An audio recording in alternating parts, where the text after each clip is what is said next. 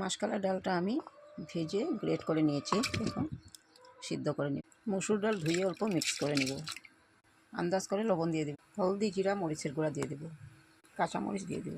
ডাল আমি কুকারে সিদ্ধ করে নিয়েছি। তেল গরম হয়ে গেছে, হলদি দিয়ে মাছের মাথাটা ভেজে নেব। মাছের মাথাটা আমার ভাজা হয়ে গেছে, নামিয়ে নিব। হলদি লবণ দিয়ে মাছটা আমি ভেজে নিই।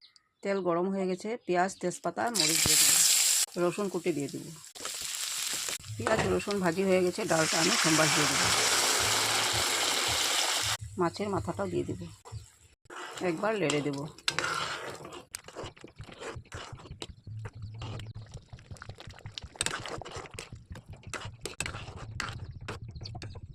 মাছের মাথা দিয়ে ডালটা আমার হয়ে গেছে। Thank you.